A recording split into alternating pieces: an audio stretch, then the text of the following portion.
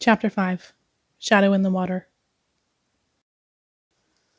Young master, don't scare me like that. I may be big, but I'm most afraid of things that can't be explained, Akwe said. If you say it's a bunch of horse thieves, then that's no problem, but you can't even say what this thing is. Look, my legs are shaking. There's no way we can stay here, I thought to myself. Plus, an uncomfortable premonition kept popping into my head from time to time. I didn't know if it was a psychological effect of this depressing cave or what, but I said to the group, it doesn't matter what it is. The most important thing right now is to get out quickly. We're going against the current now, but since we had to go back, it should definitely be faster than when we came in. I think we've only been in this place less than 10 minutes, so getting out definitely shouldn't be a problem. Yes, Little Master 3 is right, Akwe hurriedly agreed. Master 3, just say the word. If worst comes to worst and we have to go over the mountain when we get out, I'll carry everything. I'm definitely strong enough. It won't make much of a difference if we delay the work a day or two, right? We can dig our grave robber's tunnel faster and make up for the lost time. Uncle 3 looked at Poker Face again and asked, Xiaoge, what do you think? I'm afraid it's too late to go out now. Since those two people took us in here, they must be quite certain that we can't get out. If we can't get out, then are we supposed to wait until we die of old age? Panza looked at him, but Poker Face just glanced at him before turning his head and closing his eyes to rest. Panza saw that he was being ignored and said to Uncle 3, I think we can't go forward. Look at Akwe, he must be scared to death. We should go back. The way in here wasn't that complicated, so maybe we can find our way out. If we really meet something strange, we'll think of something. Uncle 3 nodded. It's the only way. Then he started issuing orders to Panza. Put the miner's lamp in both the front and back of the boats, and take out shotguns. Akwe and I will use the poles to steer the boats. Panza and Wuxia will keep an eye on the back, and Xiaoge will be up front giving me directions. We all agreed. Panza took out another miner's lamp, lit it, and then hung it up behind us. The ox on the second boat suddenly cried out when the light hit it, which caused Panza to start cursing. Master 3, we have to drive this cow into the water, otherwise the poles won't be able to steer the boat. Since the miner's lamp had just been illuminating the front, we didn't pay much attention to what was behind us and ended up forgetting all about the boat we were pulling. Now, we couldn't help but feel dumbstruck. It seemed that these two old thieves had really considered everything thoroughly. The height of this cave prevented the ox from standing up, let alone driving it into the water. Plus, the weight of our equipment, the cart, and the ox meant that the other boat had already taken on a lot of water. In this way, the towed boat behind us was like a plug, blocking the way out. At this time, I vaguely heard that strange sound coming from the depths of the cave again, but it was obviously much closer than before. The sound, like the whispering of countless little demons, made everyone feel extremely uncomfortable. We all fell silent, and the atmosphere became very strange for a while. Then all of my attention was suddenly attracted by the sound. I tried to come to my senses several times, but I was immediately pulled back in. Not good. My heart screamed. There's something strange about this sound. Although I knew it, I couldn't seem to come back to my senses at all, and my head was filled with the sound for a while. Then someone kicked me hard, and I lost my balance and fell into the water. The sound in my head immediately disappeared, and I saw Panza fall down as well. Uncle 3 and Akwe quickly followed, with Poker Face jumping down last with the miner's lamp in his hand. In the water, the sound was distorted a lot, and didn't seem to make any effect on us. But everything underwater was very blurry when I opened my eyes, and I could only see a rough picture even when I squinted. Poker Face faced us and pointed at something underwater before using the lamp to illuminate our surroundings. The water wasn't very deep, and we could see a layer of white sand below. He swept the lamp around, but there weren't any plants, fish, shrimp, or anything else. I really couldn't hold my breath any longer, so I surfaced and took a deep breath. But just as I was wiping the water away from my eyes, I suddenly found a bloody face hanging upside down, its two eyes staring at me unwaveringly. He and I stared at each other like this for a while. I recognized him as the middle-aged boatman who had been punting the boat for us. When I looked up, I found that he had had only his upper body, and a big black bug on the cave ceiling was eating his intestines and shaking it from time to time. I immediately froze in shock. Isn't this a corpse eater? My God, how many dead people did it have to eat to grow so big? At this time, Panza's head also emerged from the water on the other side, but unfortunately he didn't seem to have my luck. Before we could even understand what was going on, the insect screeched, threw the corpse aside, and pounced on his head. It then proceeded to lift up a pair of big pincer-like legs and stuck them in Panza's scalp with a swish. That Panza was also considered quite a character. Despite the unfavorable circumstances he suddenly found himself in, I saw him flip his left hand over and stab his knife. I didn't even know when he had put it in his hand, into the base of the bug's leg and dig out one of its pincers. The bug let out a piercing screech. If I had been the one to attack such a big bug, I would have already been reporting straight to the king. The bug's other pincer couldn't bear its weight, so it was easily pulled out when Panza punched it away. This whole series of events happened as quick as lightning, so Panza didn't even have time to notice me, and because of this he ended up throwing the bug directly on my face. I cursed in my heart. This Panza is too unkind. He says how he'll protect me, but now when something happens, he directly throws this deadly thing on my face. You still have a knife, but I only have a pair of hands. I'm done for. That bug didn't waste any time and immediately cut a chunk of skin off my face with its sharp pincers. I gritted my teeth and tried to throw it off, but I didn't expect it to have barbs on several of its legs. They were firmly hooked onto my clothes, and some of them were even directly hooked into my flesh, which had me tearing up from the pain.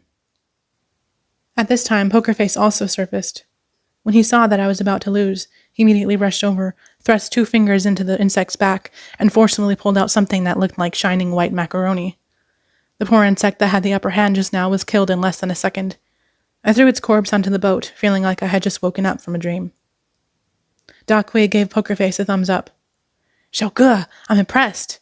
It was such a big bug, yet you pulled out its intestines like it was nothing." "Oh, come on." Panza's head had 2 bloody holes in it, but fortunately the wounds didn't look big. "You're so uncultured," he said through clenched teeth. "This is called the central nervous system, not the intestines.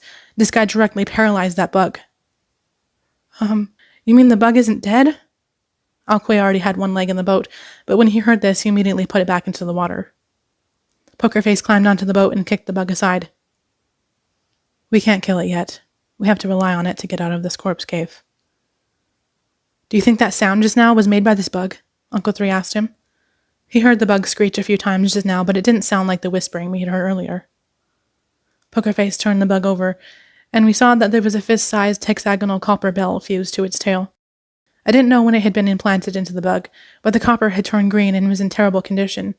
All 6 sides of the bell were engraved with a dense cluster of incantations.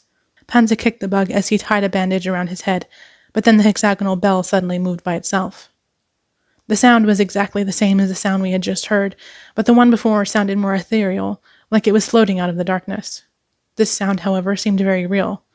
It appeared this bell was the source of that sound, but it must have combined with the empty echo in the cave to bewitch us. There was probably a very delicate mechanism in this hexagonal bell that could survive for thousands of years without decay. I figured it was probably made of something like gold or silver, but how could it ring on its own? As I continued to ponder over it, the bell rang louder and louder, as if there was an aggrieved spirit inside who wanted to escape from this artifact that had trapped it. Unfortunately, this thing was so small that I just thought it was funny instead of scary. After Panza bandaged his wound by himself, he was so skilled at it that it almost seemed like he hurt himself every day. He became so annoyed with the ringing sound that he went up to step on the bell. The bronze shell had unexpectedly deteriorated so badly that the bell cracked as soon as he stepped on it, and an extremely unpleasant green liquid burst out from the inside. Uncle Three was so angry that he wanted to punch Panza, but he restrained himself when he remembered that he had 2 fresh wounds on his head. If Uncle Three punched him, I was afraid Panza would wind up in the same shape as this bell. In the end, Uncle Three just resorted to cursing him out instead. "Can you not control your feet? This thing is still an artifact, yet you ruined it with your stupid foot." Panza felt a little wronged. "Master Three, I didn't know this thing was so weak." Uncle Three shook his head angrily before taking out a knife to poke through the bronze fragments, among which were small bells of varying sizes and shapes that looked like honeycombs. These small bells were all attached to a delicate hollow sphere that was full of holes. Now that the sphere had been cracked, we could see that there was a big green centipede inside, whose head had been crushed. The green liquid was coming from its body, which was as thick as a finger.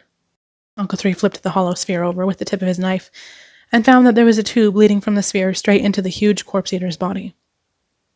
"It appears the centipede uses this tube to enter the corpse-eater's belly to eat when it's hungry," he said. "How did they come up with such a symbiotic system?"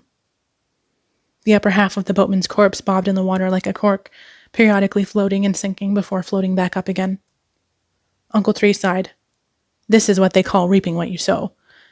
They must have wanted to leave us alone in this corpse cave and were waiting for us to die before coming to get our things. I don't know what happened today, but it looks like they ended up dying at the hands of this corpse-eater. They really did get what they deserved. This is called a curious coincidence. It seems we just got lucky," I said. Panza shook his head. "I'm afraid that thing's pincers don't have the strength to tear a person in half in such a short amount of time. If it had the strength, my brain would have been dug out in an instant. I think there's more than one of these things. This particular one must have brought the corpse over here to eat after it was dismembered." Akwe was already very relaxed, but after he heard this, he couldn't help but gulp loudly. Don't panic, Uncle Three said. Didn't Shell Good just say that we have to rely on this thing to get out of this cave? Let's put this big corpse eater on the bow and let it clear the way for us. This thing has eaten corpses its whole life, so its yin energy is extremely heavy. It should act as a deterrent if there are any zombies. I'd say that in this corpse cave, the corpse eaters are the overlords here. With this one on our boat, we can definitely make it out of here. Now come on, we can't go back anyways. I'd like to see what the place in front of us looks like if it can produce such a big bug. After listening to what my Uncle Three said, I also thought that it sounded reasonable. It already felt like I had spent a lot of time in this cave. This place, where I couldn't even lift my head, was just too depressing. We all took out our folding shovels from the luggage in the back and used them as punting poles to push against the rock walls and drive the boats forward. While doing this, I studied the upper cave wall and suddenly had a question. Do you see this solid rock? I asked Uncle Three. How did the ancient grave robbers dig through it? Even now, I think hundreds of people working together probably couldn't dig such a deep cave. Notice how this cave is so round, Uncle Three said. It's very ancient. I figure the ones who dug this hole back then were a group of officials, that is, an army specializing in grave robbing. It seems like it won't be as easy as they thought to find the tomb marked on the map. Master Three, how can you be so sure that this tomb is still there? If an army came and dug such a long tunnel, it's impossible to guarantee that the tomb hasn't been completely wiped clean already, Akwe said. I bet we won't even find a coffin lid when we go in. Uncle Three snorted and said, If this tomb was robbed thousands of years ago, then there's nothing we can do about it. But you should know that this cave exists on that map, which shows that this grave robber's tunnel already existed when the tomb owner was buried. This grave robber's tunnel should be older than an ancient tomb we're looking for, and there's probably more than one tomb in this area. Who knows when this tunnel was dug? In other words, I had already felt the chilling meaning behind my Uncle Three's words. Everything we've encountered until now, including the huge corpse eater and the ancient hexagonal bronze bell, as well as their masters, may be from a time period before the Warring States period? Uncle Three shook his head. I'm more concerned about why our tomb owner wants to set up his own grave around a tomb that's already been robbed. Isn't this kind of thing a taboo in feng shui? Pokerface suddenly waved his hand to signal us to stop talking, and then pointed up ahead. We saw a green phosphorescence coming from the depths of the cave where the light from the miner's lamp couldn't reach. Uncle Three sighed quietly. We finally reached the corpse dumping ground.